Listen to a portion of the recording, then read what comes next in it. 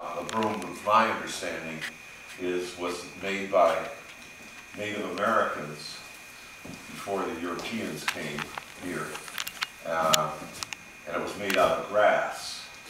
And you know, like the sweetgrass baskets from South Carolina, and also in the Southwest in the United States, they use grasses to make baskets, and they're done in a coiling technique. They're a coil basket, like a pine needle basket also is a coiling technique.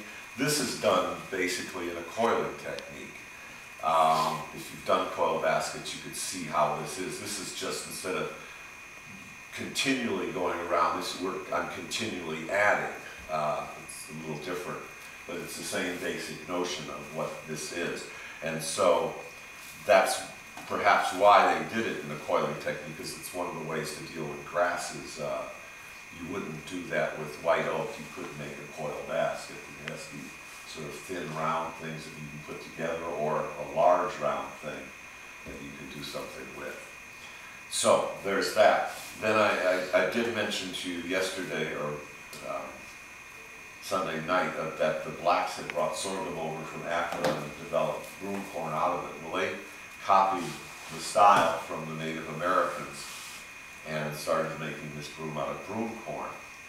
And then again, we've talked about Berea College, that they have a broom industry there for the students to pay for their way through school.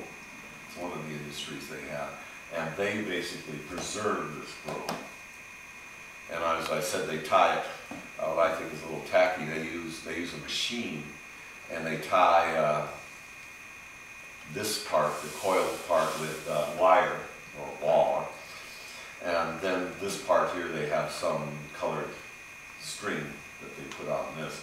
And they just chop it off. They put it in a vise and just cut it straight off with that, is how they do it. But so this is a quite historic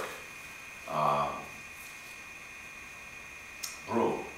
And now also with what we're doing is we're doing, in a sense, the same thing as we did with the other one. We're taking a bunch of stuff and putting it together and putting a little handle on it. And so what we're doing here is fancily putting together a bunch of broom corn and then putting a handle on top of it, so that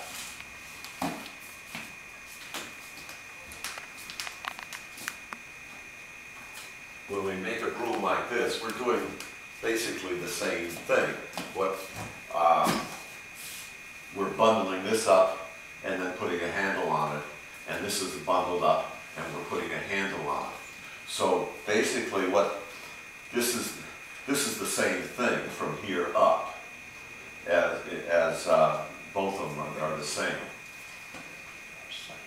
So that what you're going to be doing is, when we finish this last wraparound here, we're going to be doing the same thing as this one is, and then going up. So once you do this one, you can do this one without any trouble. There's a tiny little things that you may point out or something, but it's the same thing. So we can do that. And so all of the ones that are just bundled together are basically the same thing as this. We just did it in a fancy way here, and then put a handle on top of it.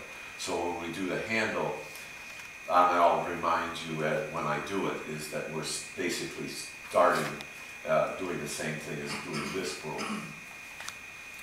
But one other thing in regards with this one that I find interesting anyways, is that, years and years ago, I was looking at some book on Japanese crafts, and they had this broom in it. And it was made out of rice straw, the one they were using. I've tried rice straw in Belize, but it's so humid there that rice straw just is flabby, so it doesn't do any good. But I'm just amazed that here this was developed in this country, and this was developed in Japan, and it's made exactly the same way. This is just bent. It's just the exact same form and style. Really, to do that, which I found very interesting. And there's another thing in Japan. People used to make jewelry out of hair in the United States. they did the exact same thing in Japan. And they were not communicating with each other. It's like there's certain things that are possible, and people think of them.